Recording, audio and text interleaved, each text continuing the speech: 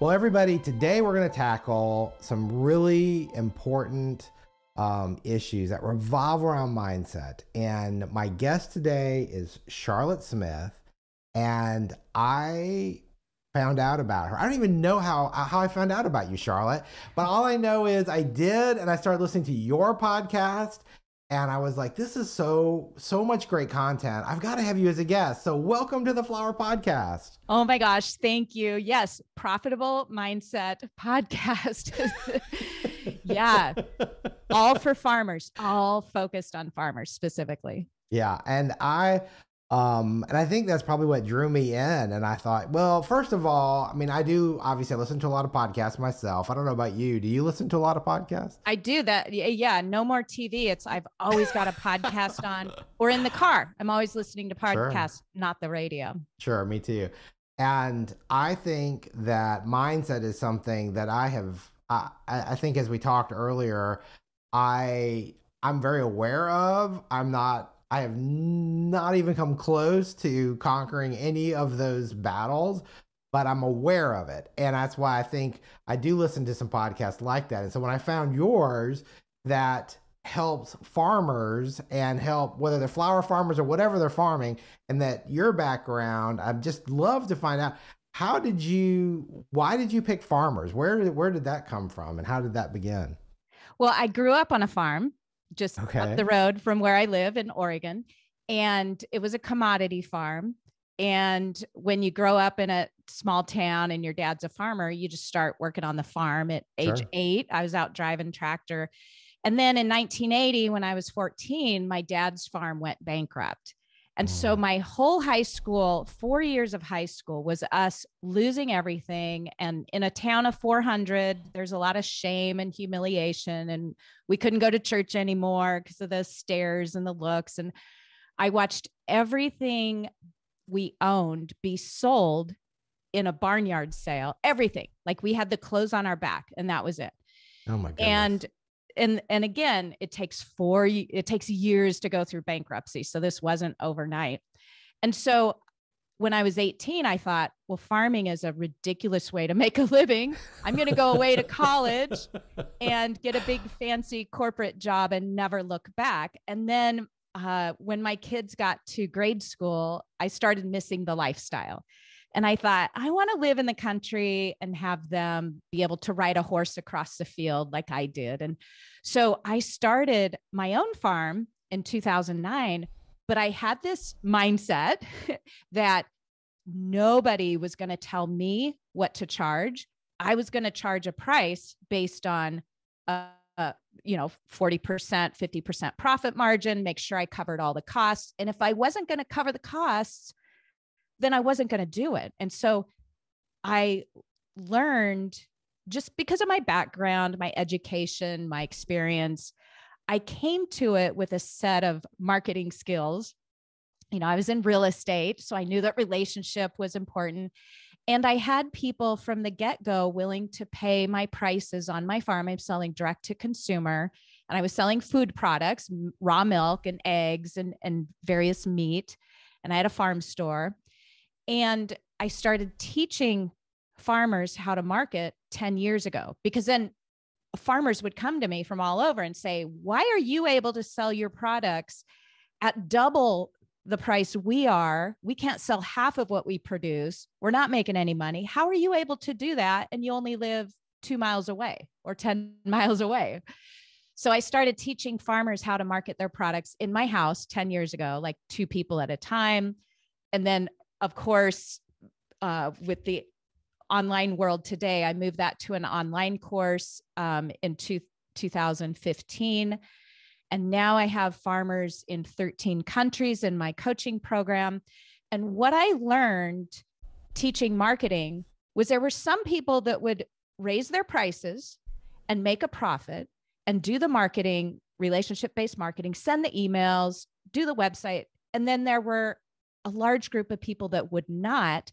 And I realized it all came back to how they were thinking about it.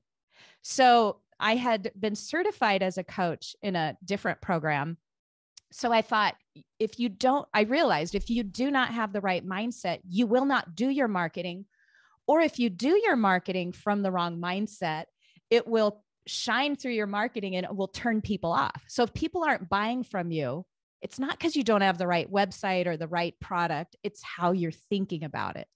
So I am very well trained and experienced now in helping people shift from a mindset that's holding them back, keeping them stuck, not raising their prices or thinking they have to, what they're doing isn't good enough. They have to change it or they have to do more, to a mindset that serves them in sending out marketing that connects with people and connects with people in a way that people can't wait to pay them whatever they have to charge to make a profit. So over the last several years, since I refocused my business away from marketing to teaching farmers, because, my passion is every farmer deserves to not only make a living, but make a good living and be able to send your kids to college and buy a car that's not 30 years old and not be on food stamps, those sorts of things. So when we shift that mindset, now I have farmers, again,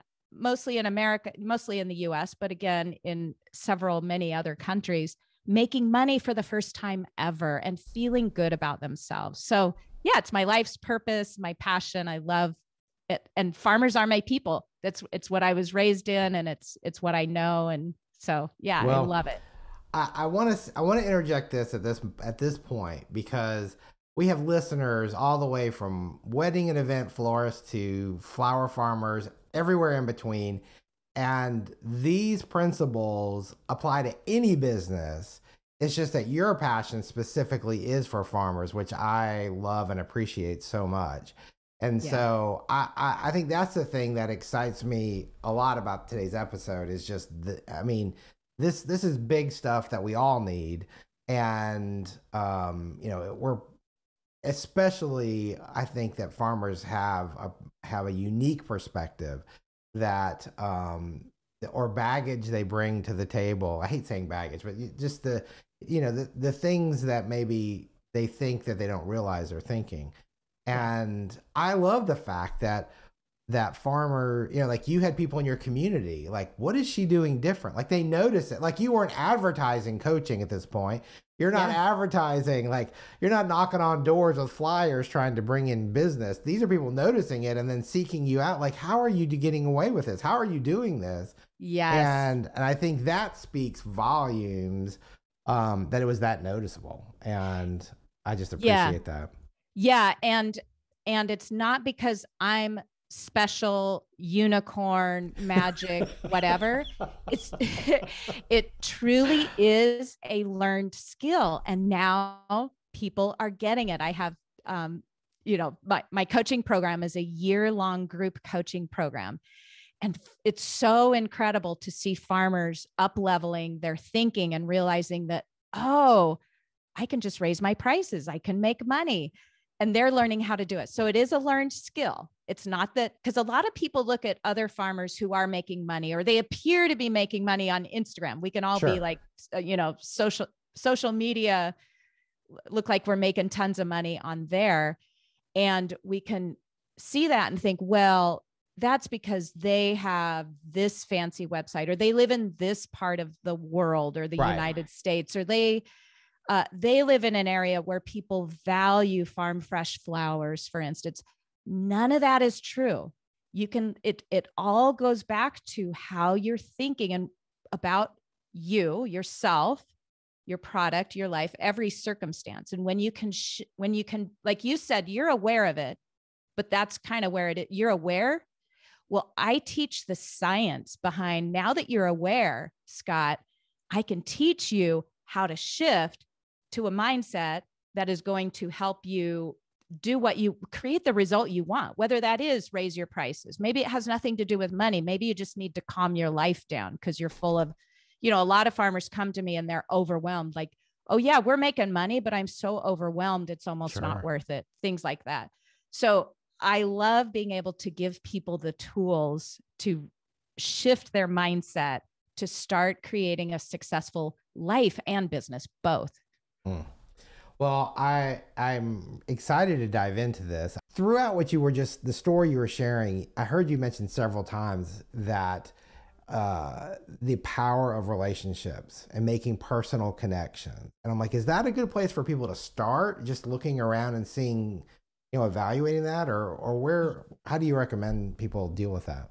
Sure. Well, in today's online world and in today's world of marketing, we have the only way you're going to compete if you're a small farmer. What I mean by that is not industrial. If you're Mm-hmm. not industrial, you're a small farmer. You've got to be able to build relationships with people. And again, some people will object and say, well, I hate people. Well, that's if you hate people, it's probably because you don't know how to set boundaries. Nobody taught you how to set boundaries, because we come out of the womb craving connection with other people. That is our life's purpose. That's what everything we do is geared Yeah. toward that. So when you learn that skill, people will buy from you. They will buy anything you have to sell. So I sell coaching, but when I had my farm store, I had my farm store for 10 years. And then when I hit 50, in my 50s, I was like, I don't want to milk cows anymore. So I was doing coaching and farming half of each. And then, now I'm 55 and I don't milk cows anymore. I do coaching full time. But in 10 years of my farm store, I would have people come in the farm store and say things like, it just feels so good here. Everyone makes me feel so welcome. I don't even know what you sell, but I want to give you money. Wow. That is like the pinnacle of relationship-based marketing. If you don't build relationships with people, then your product is just a commodity, which is a race to the bottom. Now, all of a sudden, you've just got flowers. Without the relationship, you've got flowers. And so then they're going to compare your price to the next person's price, and, the lowest price wins. The way to not sell a commodity is you build relationships. And this is with wholesale or retail. It's not just retail, but it's both. As soon as you have a relationship with someone, they're willing to pay what you need to charge to be sustainable, even though, because of our small non-industrial farms, that's probably going to be more than you can find elsewhere. So yeah, relationships and connection, and people will support you. So when I coach people on raising their price, it's usually very difficult. They're just really burdened by the thought of raising their price. They're so scared that their customers are going to leave, that people are going to yell at them or send nasty emails. They're going to lose business. And so it can take them months or years of not raising their price. And when they learn to build a relationship with people through their marketing, which is today email, social media, and email both, and then they have a price increase, which usually they're way behind on their price increase. So it needs to be 25 or 30, or sometimes people will raise their price by 50%. And what they find when they have a relationship, and the way I teach, they don't lose one customer. As a matter of fact, people say they will get emails in response saying, well, it's about time. I would have paid you double a long time ago. I knew you had to raise your price. Wow. So when you have a relationship, your community of buyers supports you in charging what you need to charge. And that's how it's really interesting, because that's how we need to market to be successful in today's world. But if you think about it, that's how they marketed 150 years ago.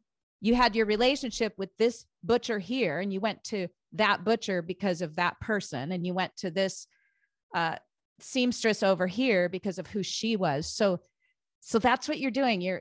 What's old is new again. And that's what will differentiate you in today's world of Amazon, or, you can get flowers at a moment's notice from anywhere in the world.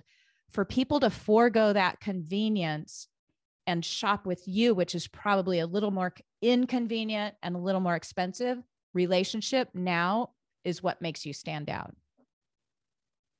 Okay, so that's just crazy, actually, because isn't that interesting how going back and now I don't know, it's like you don't realize, we think that all these things like social media and stuff is making us better, but in a way maybe it's handicapping us a little bit.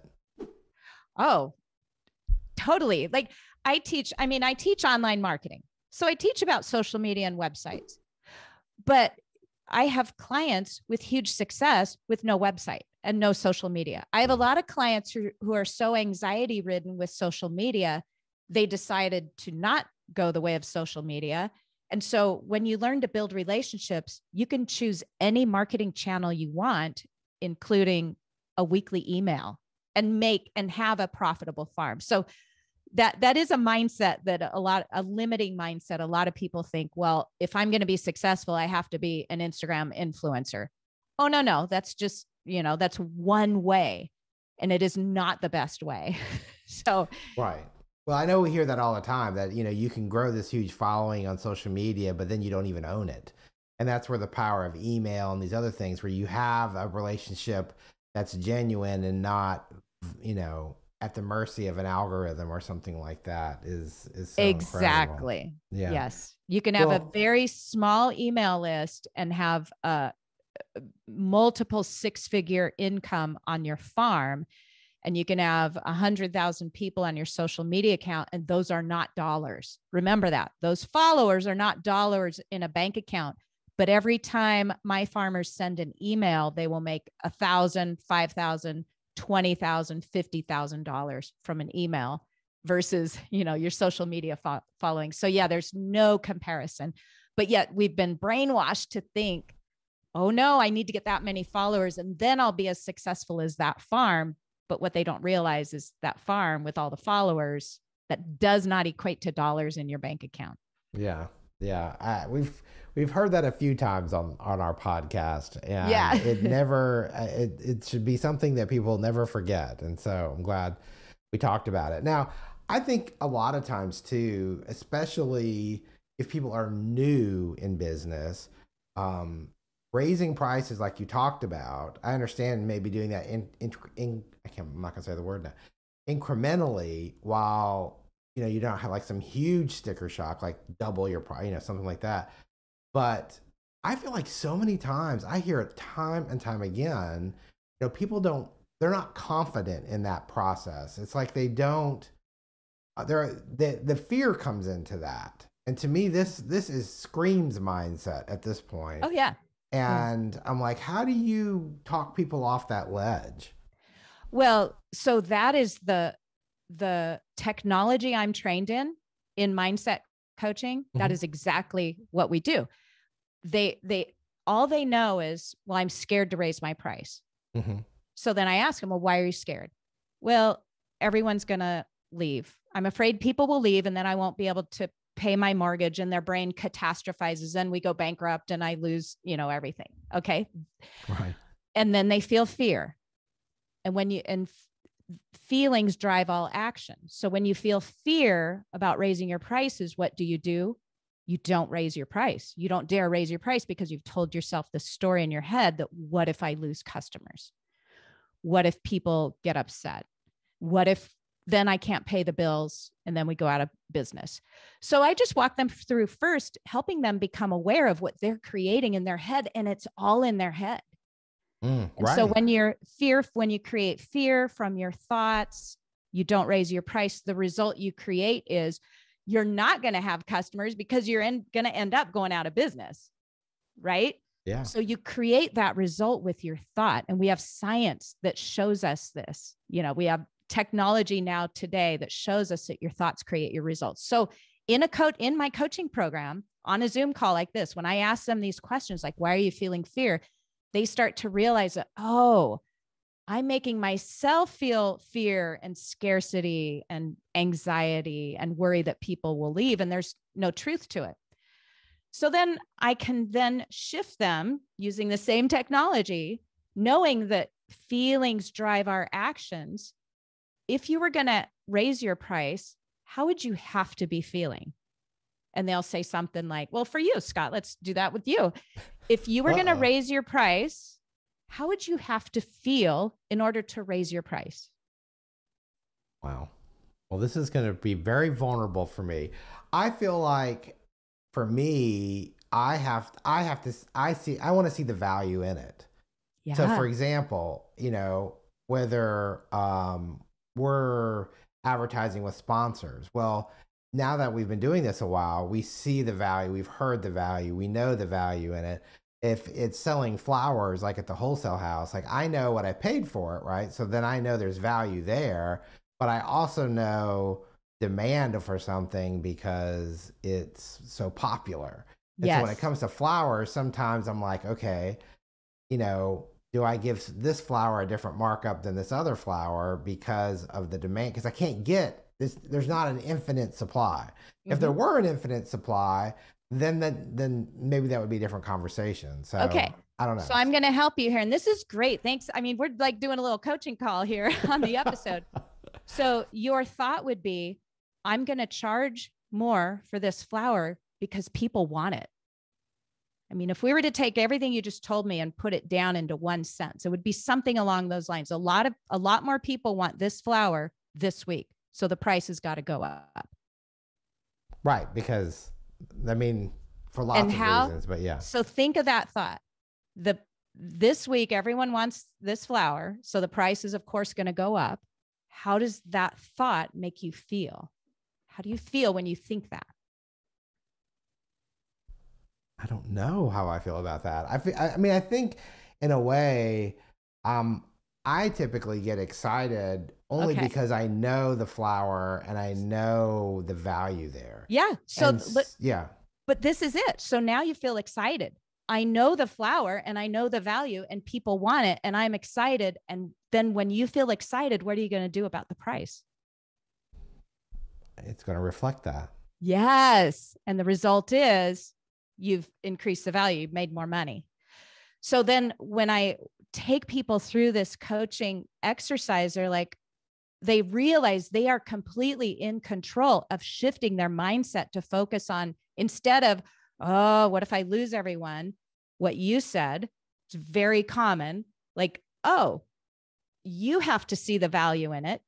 And then they will see the value in it. And you have proof, you have evidence, you have all these people wanting that same, blue flower this week. And so you have to charge this. It only makes sense. You would charge more than you normally would. You feel very excited. You raise the price. And the result is you're on the way to building your profitable farm.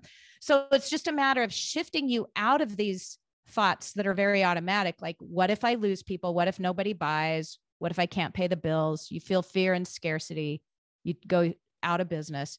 We find what gets you to raise the prices. For you, it's this feeling of excitement that, of course, the value is there. And then you just practice that mindset. You put it on a sticky note on your computer or wherever you do your work, and you have to practice that mindset when it's time to raise your prices. And I do this all day long with farmers, and gradually they retrain their brains to stay in this positive mindset. Instead of worrying about, I'm not going to be able to pay the bills, they are now on autopilot with thoughts like, of course, people value this. Of course, they want this. They're going to want Right. this week. We're going to have so much demand. Yeah. Well, and I think back, and one of the flowers I'm thinking of when we were having that exercise is we used to grow hellebore. So we had a lot of hellebores and we sold them through different channels. Well, I knew the value of them on a different, like on a Holland market. I knew how much they were selling out of California. I knew that. And I know sometimes people think, and I know people deal with this, is, well, you cut them out of, okay, I cut them off of my property so they don't have as much value because I didn't ship them in, or all, like people actually say that. Well, why is it so much? You just cut it out of your yard. I'm like, I don't really think a half an acre of hellebore is a yard. I mean, it's not like you know what I'm saying? And so, you get told these things even from your customers sometimes. But I also know I come at it from 30 years of experience of doing what I do. People that are new to it, a lot of times I feel like they undervalue their stuff because they feel like I'm not worthy because I'm the new guy. Yeah. Well, and here's why they undervalue it, because they're telling themselves, well, I just picked it out of my backyard. I shouldn't charge that person in Holland, 10 times more than the neighbor. That's them not, they're just on what they have on autopilot are old mindsets, that we were raised with. Like, well, you just baked those chocolate chip cookies in your kitchen. Why are you charging that much at the church bake sale? You know, we've had this ingrained into us from when we're little kids.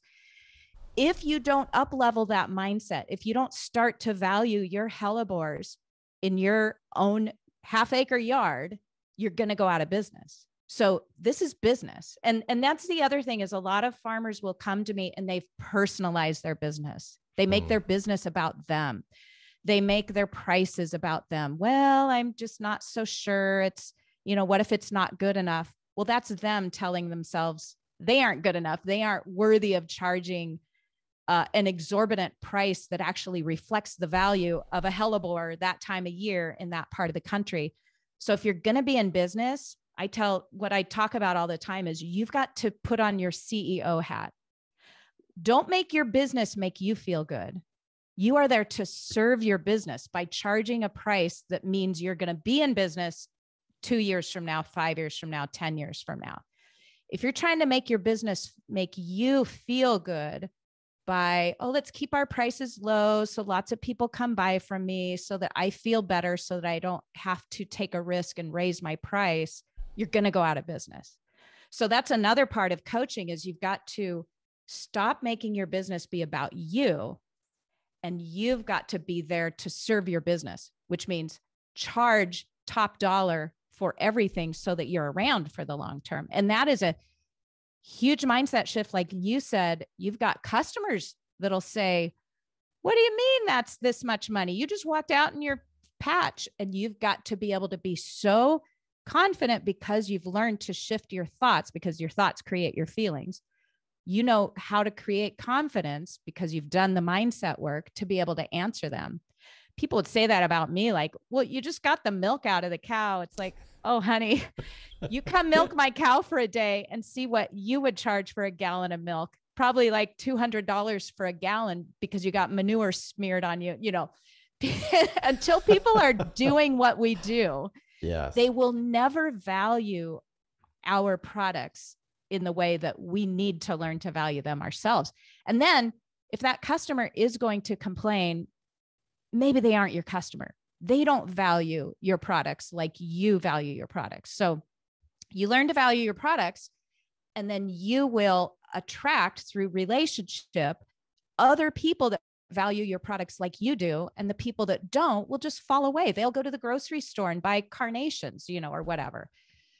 So you've really got to focus in on who you're selling to and teach them to value your products the way you do. But that starts with you valuing them the way you do. And that is very hard, because we're raised like to feel guilty charging money for our products. We got to get past that if we're going to be in business. Well, and I feel too like it becomes this self-fulfilling prophecy in a way, you know, where you don't want to scare away customers by charging the right price, but then what ends up happening is you go through all this work, and and I've said this probably 100 times on the podcast, you know, and you end up realizing at the end of the week, the month, the year, whatever, that I did all of this work and this is all I made, you know? Yeah. And it's like this realization that, wow. And it's kind of like, okay, so then is it worth going through, this is another question, is it worth going through all that work for that little amount of money? Well, no. That's why people give up and throw in the towel and go out of business. So one thing you said was that people are afraid they're going to scare off their customers with a price increase. And this is where, when you have the relationship, no, you don't scare off anybody. What happens is when you learn to do the relationship building, like I teach in your marketing, and then you find out, oh, you do your taxes and your accountant says, you need to double your price because you're not going to be here next year, and you double your price. Because of that relationship, nobody goes away. They're like, oh yeah, we get it. We value our relationship. So yes, you're going to be scared to do it. It is scary the first time you do it. And if you've worked on building the relationship with people, you will realize, oh, everyone's supporting me. I will have farmers with 100 customers or hundreds of weekly customers, and they will do a significant price increase because most farmers are way undercharging. So they do a significant price increase, and they will lose one customer out of hundreds. And they're so shocked. They're like, oh my gosh, I can't believe it. Nobody left. And the only reason the one customer left is they moved to Texas. So relationship is everything. So when you have that relationship, you can raise your price. Maybe you're a little scared, but you will see that people will be loyal to you. They'll pay the price you need to charge. I think too that a lot of times now I've seen a lot of flower farmers going to this now shipping, they're shipping boxes of flowers. It's just a result of the pandemic that, a lot of their retail customers or wholesale customers shut down and weren't doing. And so they had all this product they're trying to move. And so when you start going online, how do you cultivate those relationships when you're having, you're through a web shop, through social media? How do you coach through that? Yes. Well, this is where in my coaching program, you also get access to my marketing program, which is hours of instruction on exactly that. Mhm. And it teaches you how to find out what are your customers wanting to hear from you about? What do they love? Not just the flowers, but what's going on in their life? What is your dream customer? What does she think about and worry about? And what are her goals in life and her dreams? Yeah, separate from buying your product. And when you send out an email that says, hey, I know you're stepping over week old piles of laundry this week, but you're not going to want to miss this, the peonies, that just this special thing. And yep, there's not very many of them. They're, millions of dollars a stem. and yet click here to order. You've address them the way you learn in my program to write the email to this one person. And you're talking about one thing, and you are talking about the value of it, and you're talking their language. You're speaking to them in what is real about their life. They feel like you get them. They're like, I've never met you. I have people fly to my farm from all over the country and other countries, and they will land and they will run up to me and give me a big hug and say, oh my gosh, I feel like I've known you for years, because of the emails I send, which I teach my clients to send, are very personal. And I will get emails where they say, I feel like you're looking through my living room window. How did you know I have piles of laundry on the floor? It's because I know my customers inside and out and what they struggle with. And then I reflect that in my marketing. And you might think, what does that have to do with selling flowers? It has everything to do with selling flowers, because they're not buying the flowers, they're buying from you because of the relationship. So then, even though you're shipping them, you've never met them, they're across the country, you get these emails that feel like they're a personal note to you, even if they're just short, direct emails. And so one of the coaching calls I do each week it's called Advanced Marketing Strategies. And it's where you can bring an email to me on camera, on Zoom, and I will help you fine tune it and direct it in a way where it will build a connection just with your words. Because that's how we have to communicate in this online world. All we have are words, sometimes a picture, sometimes a video, but your words have to get the point across very directly, and it has to be about them. And a lot of farmers think that selling is me talking about my product and my farming practices and what makes my product special. But you got to start with making sure that they know you get them. Then you earn the right to talk about yourself. And then again, they click here to buy, and it doesn't matter what your price is, because they know you understand them. They feel like you step in their shoes. So yeah, it too is a learned skill that you can learn how to write to people and connect with people, even though you've never met them. Wow. I remember back to a conversation we had a couple weeks ago, or a week, I don't know how long ago it was now, but, and one of the things I felt like you and I touched on that is often around, it's a deeper rooted, that's not the right word. It's more deeply rooted, is these feelings of like shame, like,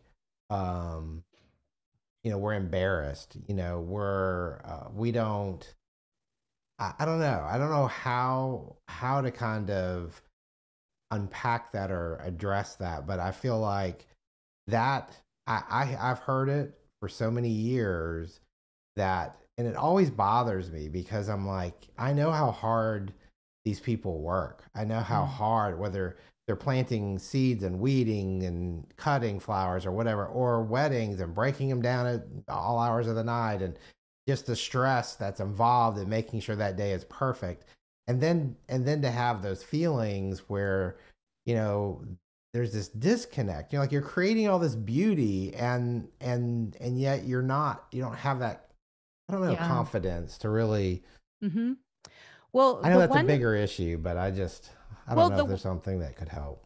the one thing I teach my clients when they first join the program is that shame is wired into our brains for survival. Most people don't think that. Mm, Shame is an emotion triggered by a thought in your brain, releases a chemical, creates this emotion of shame that is there to keep you alive. If you think back to 150 years ago, if you did not fit into your village or your society and you were outcast because you didn't dress right, you didn't look right, you didn't send the right letter, your seeds failed, you were outcast, it meant certain death.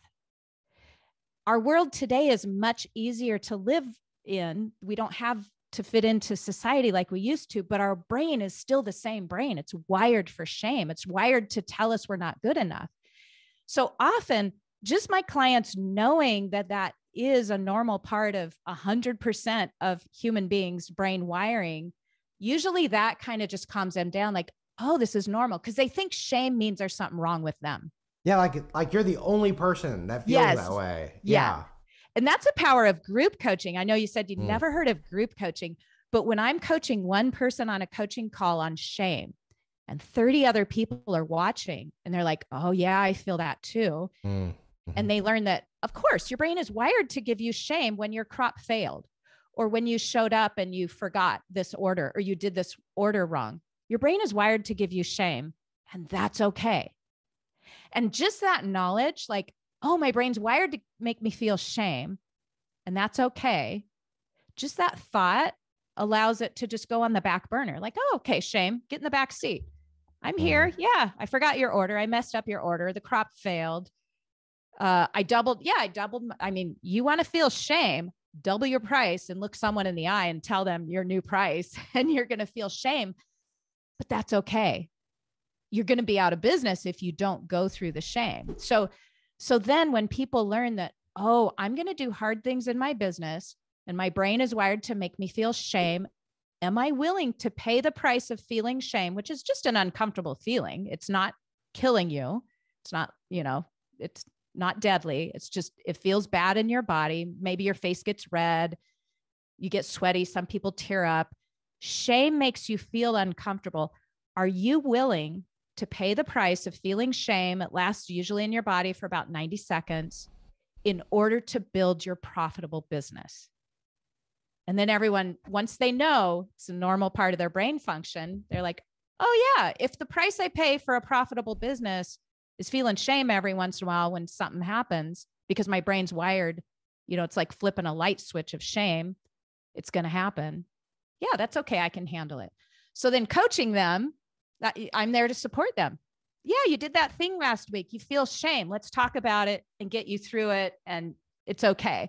And that's the thing missing in our society is we're raised to believe that you feel a bad feeling, you got to go hide it and bury it and run away from shame. We overdrink, we overeat, we over Facebook, we overdo all these things to avoid emotions. And a big part of coaching is to normalize that negative emotions are there for your survival.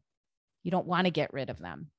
Mm. But when you accept that they are a part of your brain's wiring, and I can feel shame and still do the hard thing because it's not going to kill me, then they can move through it.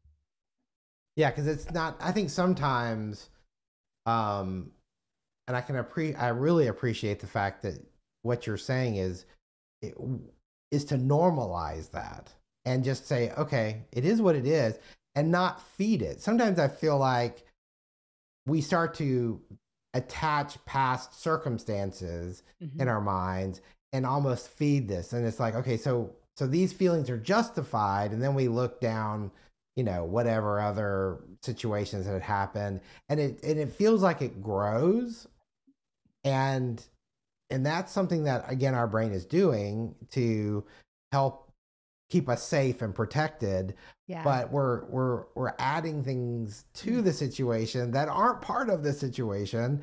And again, I love the whole take a back seat chain, like yes, because what we resist grows. So if we start to feel shame and then we try to bury it, like I'm trying to, talk to this person and not feel this shame, we're resisting it. It's going to get bigger and bigger until it bursts out in some other way, right? So if you can just sit there and do the hard thing, have the failure, have the huge price increase, whatever, and just let the shame be present and know that, oh, this is shame. It's feelings, emotions last about 90 seconds before they dissipate. So this is shame. I can sit here and have this conversation and it will dissipate. And then that is you not resisting it. So then it dissipates. When you resist it is when it grows.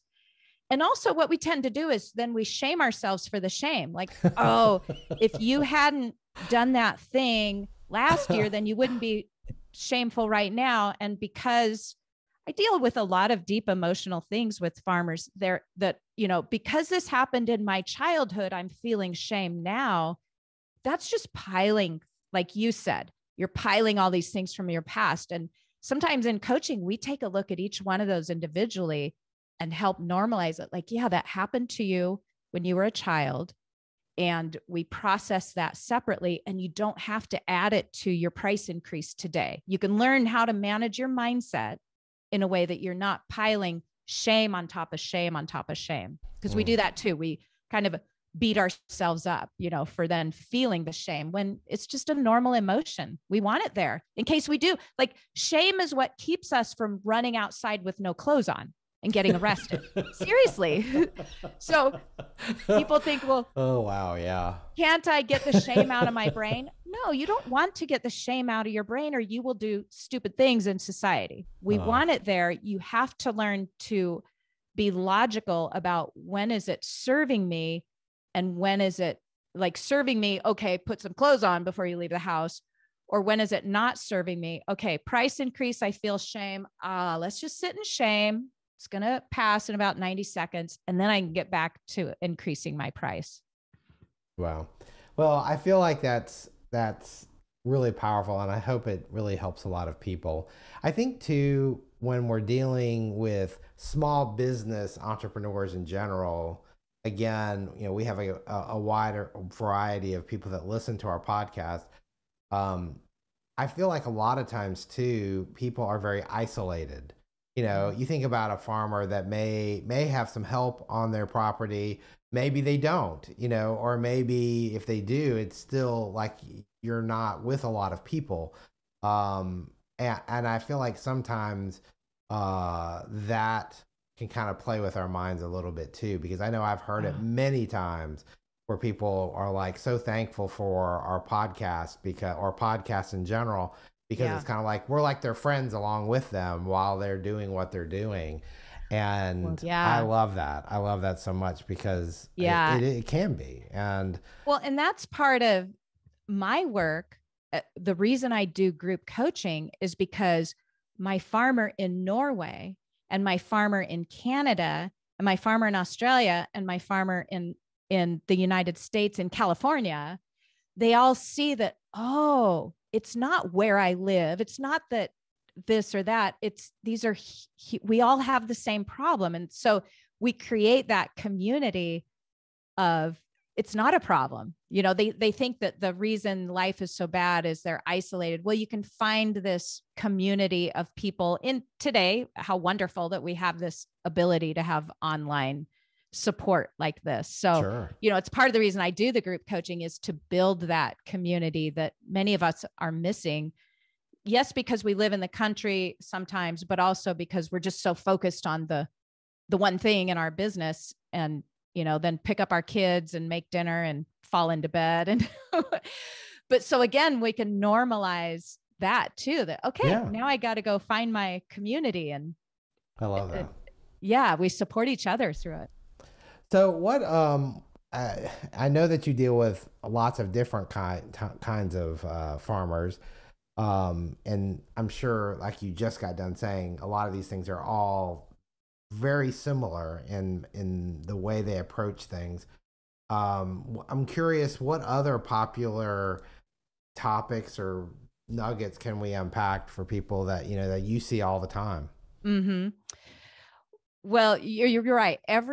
I have all kinds of farmers and horse trainers and veterinarians and many different kinds of flower farmers and flower designers and bakers that have, and winemakers and wineries and all that.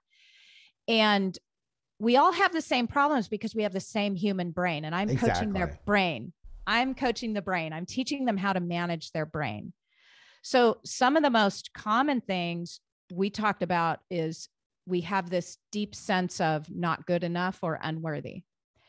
And so one of the first things I teach my clients when I open my program 4 times a year, the brand new students have to practice believing that we're worthy just because we exist. Otherwise, they're on this hamster wheel of trying to use their business to prove their worth, which means every time they have a little failure, which is normal because you won't get to success unless you fail, they make it mean they're a bad person. Here comes the shame, all that. Mm-hmm. So that's the first thing we practice. You are worthy just because you exist. And you have to practice believing that so that you can now go serve your business and not make your business responsible for your worth. And I just believe that there's no evidence in our world to prove otherwise. So why not believe you're worthy just because you exist, and then get on with building a successful business instead of making all your fails mean, oh, that's proof I'm unworthy. No, a failure. And so here's another thing. People have, a universal thing that I have to teach all of them when they're coming in is failure is a good thing. You cannot have a successful business unless you go through a lot of failure. The more you fail, the more successful you will be. And so many farmers come to me afraid to fail. So I support them through like, okay, everyone, how are we going to fail today? Come on, who has the biggest failure today? And we normalize failure. That I'm telling you, the more times you fail, the more profitable you will be in the end. So that's the other thing we have to normalize is failure is not only is it not a bad thing, it is a necessary thing that you can retrain your brain to get excited about. Let's wake up and see how many unsubscribes we can get today because we had such a direct email. And you know what? They will make more money from that. The more unsubscribes they get, the more money they will make. And they start to realize that, oh, failure is a good thing. Absolutely. So that's something. Setting boundaries. They have to learn to set boundaries with their family. They're, not just in business, but I like to say we don't have business problems. We have personal problems, because I coach on the personal problems in our brains all day long, and then their businesses will become successful. All the business problems clear up when we coach on the personal problems like boundaries and thinking, here's a mindset. We think that other people make us mad or angry or frustrated or cause us anxiety, so that's something we learn to shift right away. Is other people they're adults. They're going to act how they're going to act. And you get to manage what you make it mean, how you interpret that. So that's something, once they learn just these things, just these handful of things I've just talked to you about, it's so amazing how then money starts to flow in their business because they've cleaned up their thoughts around what other people should be doing, or, making their self-worth be tied up with how much they produce or not, how hard they work. When we clean those things up, business gets successful. You just said something, and I know we were hitting a lot of things, but I feel like the singular habit of recognizing a thought and realizing, okay, is this really a true thought? You know what I mean? Is this Oh really, yeah. yeah. And then saying, okay, how, it's just a thought, right? It's just a feeling or an emotion. Like you said, we all are humans. We all suffer from the same condition. We have, we're wired very similarly. Some may be gifted in one way more than others, but whatever. So being able to capture that thought and define that thought in a way that serves us, not Mm-hmm. necessarily like okay. So for an example, the idea behind failure and normalizing failure. I mean, I've heard people say that if you don't experience failure regularly, then you aren't living, you're not trying hard enough, you're not an entrepreneur because what I mean, whatever. And so, and I feel like, again, capturing that fear of failure or those thoughts around failure and redefining them Mm-hmm. is so powerful. But I know when I was listening to one of your episodes, one of your clients were on there, and I heard them talk about how this one thing was so helpful, but it took, I don't remember how long. I want to say maybe a few months, but it took a little time, and now it's second nature. Yes, that's my time management program. I know who you're talking about.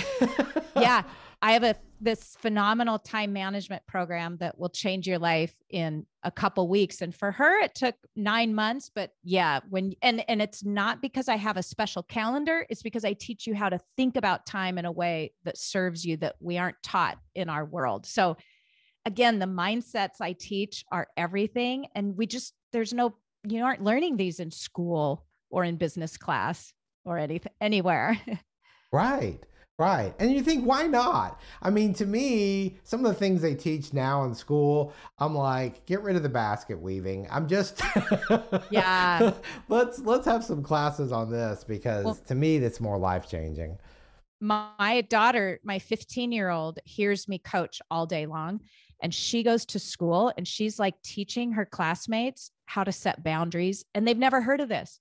And because she sees how they text each other, she's like, oh my gosh, you need to set a boundary. So, yes, we need to teach this in schools, but thank goodness, my tribe of people are finding it as adults, and it's life changing. It is the solution to having a profitable business in a way that's fulfilling, because a lot of us can make money and it's without boundaries and without knowing how to manage your mind around failure and shame. It feels terrible. Like, okay, we're making $1 million a year, but this sucks. I'm going to go back to my day job and, get a paycheck every week. It's only because they haven't learned how to manage their minds. So when you learn how to manage your mind, it's everything. It's seriously the key to life. It's incredible. Yeah. Well, I always like to end our episodes by asking for a piece. I mean, and this is so unfair because you've done nothing but give advice the entire time. But for that piece of advice that you'd like to leave our listeners with as one last thought. Oh gosh. Let me think on this. I really truly think that believing you're worthy just because you exist is probably the most life-changing thought and belief my clients practice, because that makes everything else in their business easier. If you believe you're worthy just because you exist, you'll get out and you'll write the email. You'll put up the multiple posts per day to sell your product when you're in a launch. You will raise your prices. So yeah, if I could have the most all encompassing change, start practicing believing that every day, Mm. and everything else will become easier. Right, and I love that. It's kind of like, and I've said this before on the podcast, and may have been a while, but it's hard for me to imagine that there are any accidents, and that everybody here has a purpose, has a gift, has some talents, that our world would be less if they weren't here. Mm-hmm. And that to me ties in with the whole being worthy. And yeah, I mean, it's so That's incredible. that's a really good point you bring up, because people sign up for my program, they start coaching with me, and they think it's just another program. Like, I pay some money, and I get some coaching.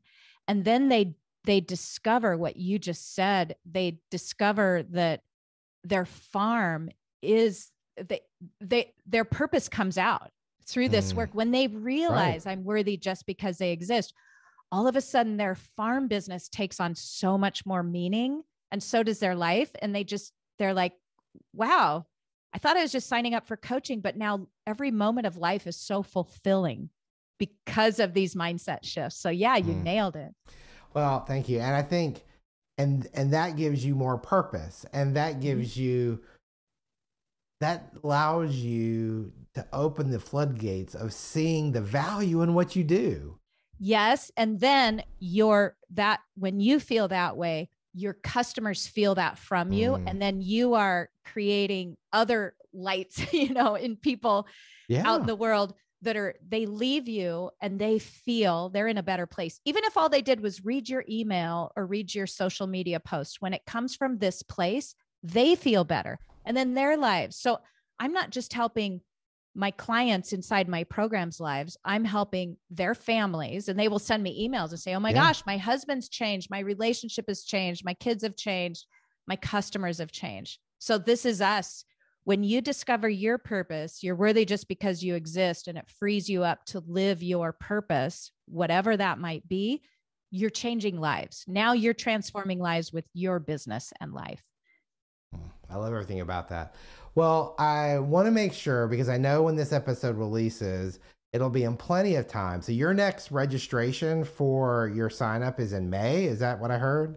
Yes, I have a coaching program. It's a year long. Many people sign up and keep coming back because they just get more and more successful in their business. It's in May. It's called 5X Your Farm Sales. And there's a wait list, so you're notified of that. My website is charlottemsmith.com. And if you do /coaching, you can sign up to be on the wait list for that. It's phenomenal. You will meet, there are no two farms alike. I have a lot of flower farms, and no two are alike. And florists, people doing weddings and deliveries and everything. So it just goes to show that there is no magic, like, oh, if only I could be like them, then I'd be successful. No, you can be successful just as you are. And coaching will help you discover that. So yes. I love that. Well, Charlotte, thank you so much for being on the Flower Podcast. Of course. Thanks for having me. This was really fun. We'll have to talk again. Yes, absolutely.